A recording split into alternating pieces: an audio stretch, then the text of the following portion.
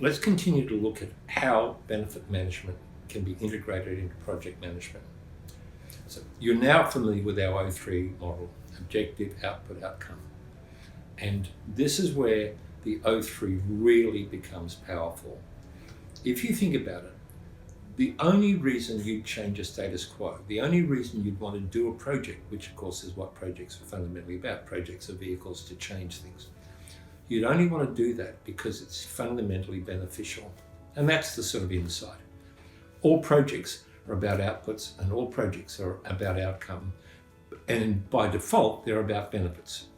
So when you look at your O3 model, and let's take a simple example of our previous model where we're looking at retaining valued customers as our primary outcome. You remember that from the previous tutorials. Then we've got some outputs, which is the new product set, the new website, the new comm strategy, etc. The trick with doing what's called a benefit scan, the trick of a benefit scan is to understand that in all projects there are two benefit streams, always two. There is the benefits associated with outputs being delivered, and then there's the benefits associated with the outcome being achieved. So, two benefit streams. Each output, each outcome has an associated benefit.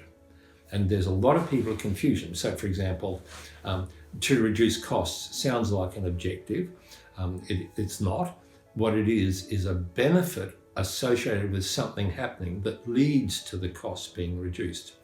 Okay. So for example, if you put in, for example, a new website and it is cheaper to maintain and service than the old website, then the new website has reduced costs. You see how that works? Okay. So to do a benefit scan, what you do is you look at every output you're going to produce one by one and say, what is the benefit that me delivering that output is going to give to our clients? And then you repeat the process for the outcome.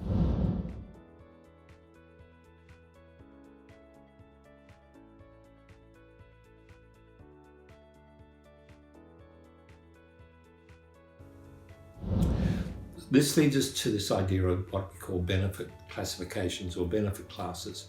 And the model that is the most effective is to think of six different types of benefits or classes of benefits that can be associated with an output or an outcome.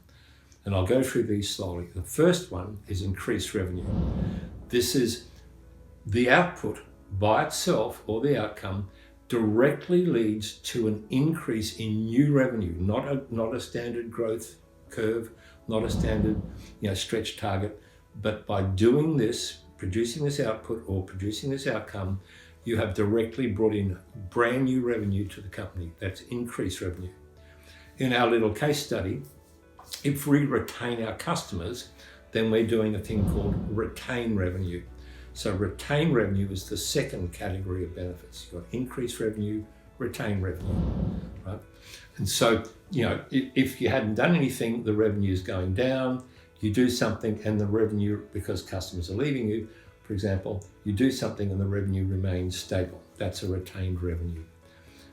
You've got reduction of costs, which is the one that, apart from increased revenue type of benefit, that everyone tends to go to because it's easy to measure.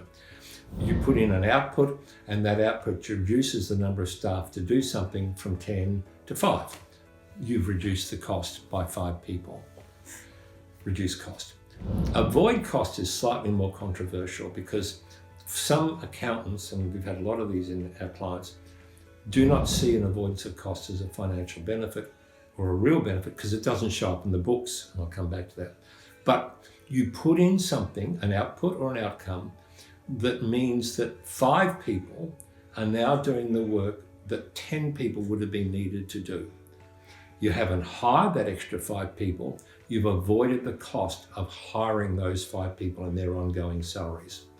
So an avoid cost doesn't change the cost base of the company, but what it does do is change what's called return on equity. You're making more money with the same number of staff.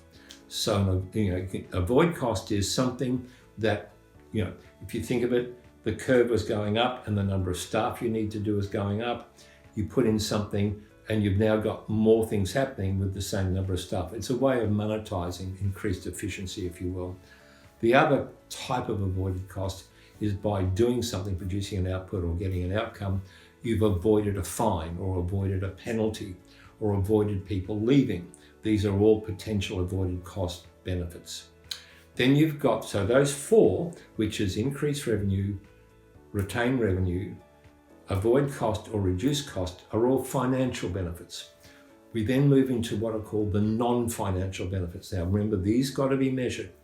One is you do something, like you've got a new website and customers say, we really like this site better, it's easier to navigate. What you've done there is you've achieved a benefit class of improvement of service. In other words, people perceive the new output or the new outcome as better. That's an improvement of service type of benefit category. And the final one, the sixth one, is maintain service, similar to avoid cost. You put something in place that's not saving you money, it's not getting you new revenue, but what it does do, right, is keeps the current status quo going. And if you hadn't done that, the status quo would have got worse. In other words, you've maintained an existing acceptable level of service. So to summarize, first step in getting a benefit management process in place is you do your O3, then you take each output and then determine what type of benefit class is associated with that output. Then you move to the next output, then you move to the next output, and so on. Once you've done the scan across your outputs, you then move to the outcome, and again, what is that outcome? What's the benefit that's associated with that outcome for your client? Does it make it new money? Does it retain revenue? Does it avoid costs, etc., etc.? That's the fundamentals of what we call a benefit scan. In the next tutorial, we'll look at how you take the benefit scan and you then forge that into a benefit realization plan.